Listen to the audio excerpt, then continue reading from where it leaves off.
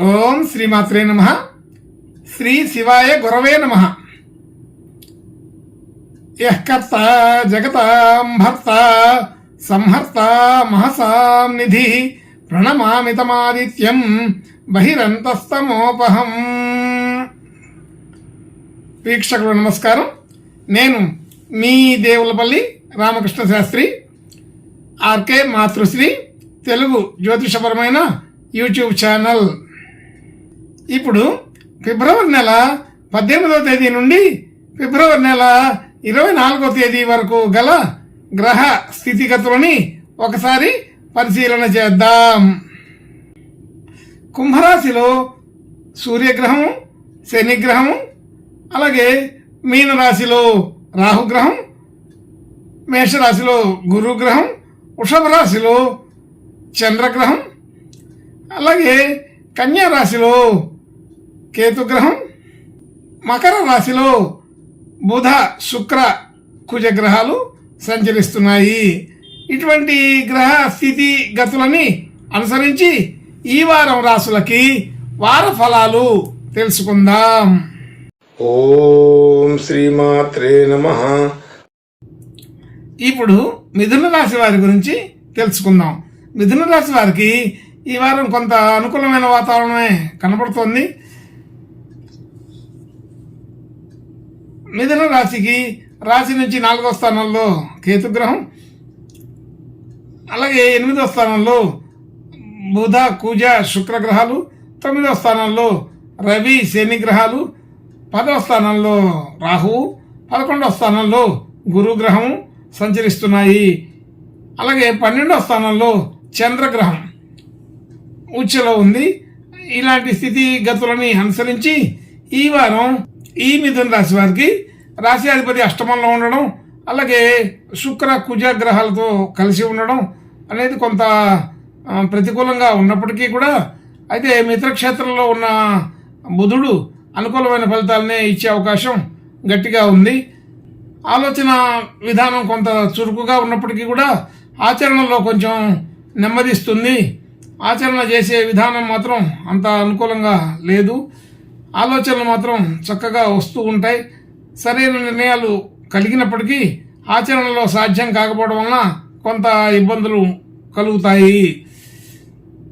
అలాగే సన్నిహితులు, స్నేహితులు, మిత్రులు, బంధువులు మొదలైన వారితోటి మాట్లాడడం వలన కొంత మేలైన సమాచారం దొరుకుతుంది. ఏదైనా పనులు అనుకున్నట్లుగా ఈ వారంలో పూర్తి చేయగలుగుతారు. కొత్త వాళ్ళతో పరిచయాలు అవుతాయి. పరిచయస్తులందరూ కూడా పెద్ద పెద్ద స్థితిలో ఉన్న వాళ్ళు అయి ఉంటారు. అటువంటి స్థితి కలిగిన వాళ్ళతో కూడా అనుకూలమైన సన్నిహిత సంబంధాలు కుదురుతాయి. చేసే వ్యాపారం, వృత్తి, ఉద్యోగం మొదలైన విషయాల్లో అనుకూలత బాగా ఉంది. మనకి ధన సంబంధించిన విషయాల్లో అనుకూలత ఇంకా ఎక్కువగా ఉంది. ధన యోగాదులు పెరుగుతున్నాయి. ధన సంబంధించిన విషయాల్లో బంధువులు, మిత్రులు మనకి సహాయపడే అవకాశం గట్టిగానే ఉంది. అలాగే గృహ వాహన విషయాల్లో సాధారణ స్థితిగతులే ఉన్నాయి. పెద్దగా ఇబ్బందికరమైన విషయాలు లేకపోయినప్పటికీ ఈ వారం అంత అనుకూలమైన పరిస్థితి అయితే కాదు. విద్యా విజ్ఞానమైన విషయాల్లో పాలుపంచుకుంటారు. కొత్త కొత్త విషయాలు తెలుసుకోగలుగుతారు. విద్యార్థులకు విద్యా రంగంలో ఉండే వాళ్ళకి ఈ వారం అనుకూలంగానే ఉన్నది. విద్యా సంబంధమైన అన్ని రకాల విషయాల్లో కూడా చురుకుగానే ఉంటుంది.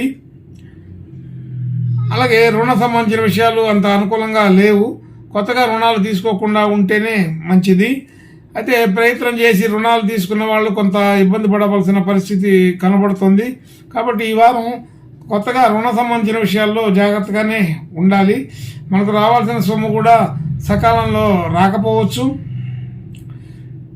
అలాంటి పరిస్థితులు, ఇబ్బందికరమైన విషయాలు కొంత ఆర్థిక పరంగా ఉంటాయి. అంటే ఒకరికి ఇచ్చి పుచ్చుకునే విషయాల్లో ఇది సరైన విధానంగా కనపడటం లేదు. అలాగే భార్యాభర్తలు అనుకూలత సాధారణంగానే ఉన్నది. పెద్దగా మార్పులైతే లేవు. అలాగే మనం పెట్టిన పెట్టుబడులు, డిపాజిట్లు మొదలైన విషయాల్లో కొన్నిట్లో అనుకూలపడినప్పటికీ కొన్ని విషయాల్లో ప్రతికూలమైన వాతావరణం కూడా కనపడుతుంది. కాబట్టి అప్పు చేసే వ్యాపారాలు అంత అనుకూలంగా రావు. అప్పు లేకుండానే ఈ వారం గడిపితే బాగుంటుంది. కొత్త ప్రయత్నాలు, కొత్త ఉద్యోగాలు, అలాంటి వ్యవహారాలు చేసే వాళ్ళకి సాధారణమైన ఫలితాలే కనపడుతున్నాయి. భాగ్యస్థితి అనుకూలమైన పరిస్థితిలో ఉన్నప్పటికీ కూడా మన ఆర్థిక స్తోమతకి తగినట్టుగానే ఆలోచన చేస్తే బాగుంటుంది. పెద్ద పెద్ద ప్రయత్నాలు, కొత్త కొత్త ఆలోచనలు చేయడం అనేది, కొంత సాహసమైన నిర్ణయాలు తీసుకోవడం అనేది తగ్గించుకుంటే బాగుంటుంది. అలాగే ఉద్యోగ స్థితి అంత పూర్తి అనుకూలత కాదు, మధ్యస్థంగా ఉంది. అయితే కొత్త ప్రయత్నాలు చేసే వాళ్ళకి కూడా సాధారణమైన ఫలితాలే ఉన్నాయి. అయితే ఉన్న స్థితి ఇప్పటికే ఉద్యోగం చేస్తున్న వాళ్ళకి సాధారణ స్థితి కనబడుతుంది. మార్పులు చేర్పులు ఆలోచన చేసినా ఇది సఫలీకృతం కాదు. అలాగే బృహస్పతి అనుగ్రహం కూడా సాధారణ ఫలితాలనే ఇస్తోంది. ఏకాదశంలో గురువు ఉన్నప్పటికీ కూడా దానికి అంత అనుకూలమైన బలం అయితే తక్కువగా ఉంది. అలాగే వ్యయంలో చంద్రగ్రహం, ద్వితీయాధిపతి వ్యయంలో ఉండడం అది అంత ఆర్థికపరమైన ఒత్తిడులని, కండిషన్లని చూపిస్తోంది. అలాగే మాట తీరు, వ్యవహారాలు అన్నిటిలో కూడా కొంత చురుకుదనం తగ్గిస్తుంది. కాబట్టి ఉచ్చ స్థితిలో ఉన్నందుకు మంచి స్థాయికి బదులు కొంత ప్రతికూలమైన స్థితిని ఇచ్చే అవకాశం కనబడుతుంది. కాబట్టి ఈ వారం ఈ మిథున రాశి వాళ్ళు మిశ్రమ ఫలితాలుగా భావించాలి. కొంత తక్కువ స్థితిలోనే ఉన్నాయి. అయితే ప్రత్యేకమైన వచ్చే ఇబ్బందులు అయితే ఉండవు, కానీ మనం అనుకున్న ఆశించినటువంటి ఫలితాలు తక్కువగా ఉంటాయి. కాకపోతే అది ఎలా ఉందో అలాగా యథాస్థితిలో కొనసాగుతుందని అర్థం చేసుకోవాలి. ఈ మిథున రాశి వాళ్ళు ఇంకా మంచి అనుకూలమైన శుభ లక్షణాలు కలగడం కోసం ఆంజనేయ స్వామి ప్రార్థన, నమస్కారాలు చేసుకుంటే బాగుంటుందని తెలుస్తోంది. శుభం భూయాత్.